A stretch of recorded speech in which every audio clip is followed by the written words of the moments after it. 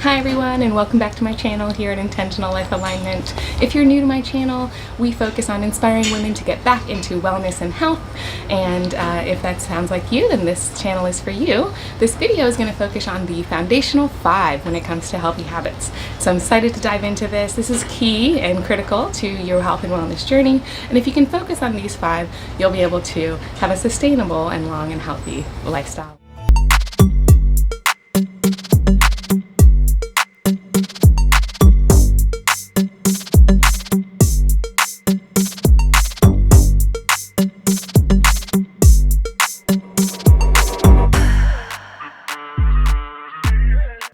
So for today's topic, we're focusing on the foundational 5 health habits that we would like to focus on to ensure a sustainable, long, and healthy life. So the first one is sleep. It is so critical for you to get a good night's sleep and to be able to implement a healthy sleep routine in order to achieve the next steps in your wellness journey. That is because sleep is when your body rejuvenates. Sleep is when your body takes the time to digest better. Sleep is when your body and your brains and your neurons send all the signals they need to do to repair and to take in everything that you've learned that day or that you've done that day and to learn from you. Okay, so sleep is really critical, and we want you to focus on at least 7 to 9 hours of sleep every day.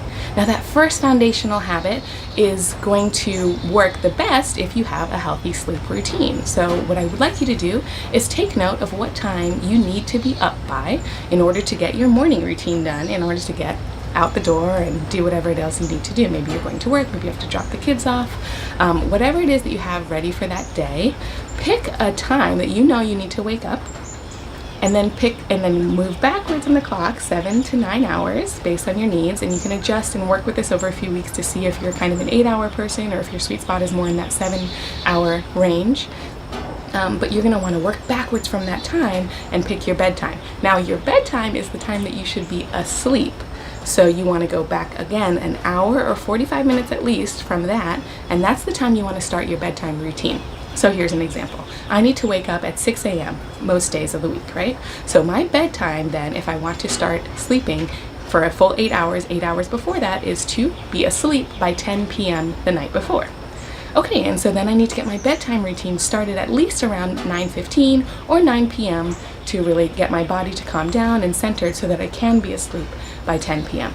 Now, that's a general rule to stick by, the 45 minutes to an hour of wind down, which means no screens, of course, and means kind of dimming lights and listening to maybe a meditation practice. Maybe you're doing your prayers or your intentions and things like that, but you're winding down, you're calming your nervous system, and you're getting your body to recognize, oh, we're about to sleep. Let's kick in the melatonin that's going to help me get a restful sleep, okay?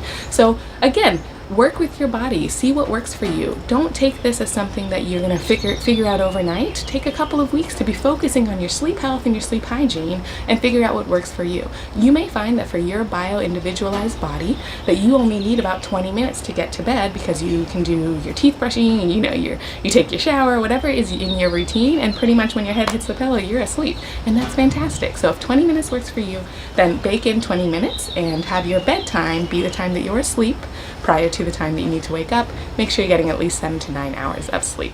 Healthy habit number 2 is to focus on getting enough water. That is absolutely core to your vitality, to your well-being, to your skin health, your gut health, every organ health. Of course, we are made of water and we need water to survive, which is why this planet on Earth is the best planet for us, right?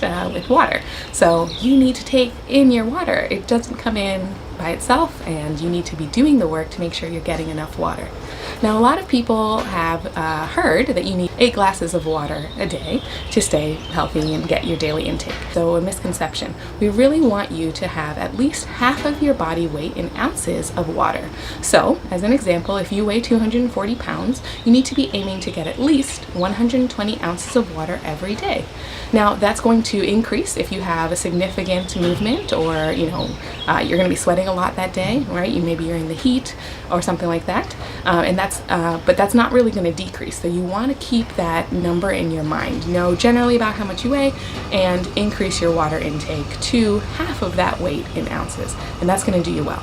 Now, my other recommendation is to focus on getting at least 1/3 to even 1/2 of your daily intake of water before noon or 1 that day, so before lunchtime. The next area of our 5 foundational healthy habits is, of course, whole food nutrition and gut health. Your body is made of fuel, right? And how it grows and how it develops is going to be based on what you eat. You are what you eat. We've all heard that before. And it's so true. And sometimes we have to hear it 60 and 90 times for us to really understand that. But here at Intentional Life Alignment, we focus a lot on teaching you to focus on nourishing your body and thinking of food as something that heals you. It can heal ailments. It's something that can contribute directly to your well-being and, of course, in your mental health. It affects how you emanate into the world. It affects your joy and your happiness, and it also affects very specifically how you think and feel, right? So we want to focus on whole food nutrition because our bodies are created to have certain nutrients that are required for it to be performing at its peak, or even just at a mediocre level, honestly. We need certain nutrients to be able to perform and to have a healthy body. How we treat our body today obviously affects the long-term effects on our body and how long we live. That's just the truth. So we want to be focusing on whole food nutrition. Now, what do I mean by whole food nutrition? Of course, I mean plants and fruits and vegetables that come from the earth, herbs and natural resources that the earth provides us. When we grow and we farm and we plant our foods properly, we can consume those things, and that is what our body is meant to eat. And so you want to make sure that your food is fortified with pre and probiotics, which you can find in vegetables and fruits. You want to make sure your body is fortified with proteins and that you can find in nuts and seeds and in plenty of beans and legumes. You want to make sure your body has enough carbohydrates to sustain, initial energy that it needs to do its everyday tasks like breathing and sleeping, where it's burning carbs. And you want that to come from, again, fruits and vegetables have plenty of whole carbs. Whole grains have wonderful carbohydrates that your body needs to survive and to be sustained throughout the day. You also want to make sure that your body has enough fats and lipids. So fats and lipids are the third macronutrient in addition to protein and carbs. And you want to make sure that you're getting those fats from whole food sources or whole sources, which would include things like olive oils, vegetable oils. You can get that, of course, from avocados, from nuts and seeds. There are a lot of healthy fats in those foods, and you want to make sure that you are eating the rainbow as you go throughout your day, because there are specific nutrients and antioxidants found in fruits and vegetables that produce a certain color. In fact, it's those nutrients that make that fruit and vegetable have that certain glow. So, for example, orange vegetables are orange because they have beta carotene, which is really important as an antioxidant and nutrient for our body. So those are things to keep in mind. And in addition to focusing on maybe the more orange fruits and orange vegetables, you want to focus on orange fruits as well, because citrus and vitamin C is really critical for our body. But you also want to make sure you're getting leafy greens in specifically, because iron, folic acid, things like that are really important for our body to survive. Okay, so that's whole food nutrition, and the reason that it's linked to gut health and the reason that it's our foundational 5 is because how you treat your body and what foods you eat in your gut are going to affect how your gut produces and manipulates its microbiome, which is directly linked to your brain, the production of key hormones that your body needs. For example, serotonin. So we know that 90% of serotonin, which is the feel-good hormone, is produced in your gut. And of course, without a healthy gut, we're not going to be producing the right amounts of that in the right levels. So you can see how food and nutrition interplay very specifically with things like mental health and a lot of the disorders and diseases that people are experiencing today. And we want to be able to maximize as most we can our life, and that's going to start with focusing on, these foundational 5 and specifically whole food nutrition.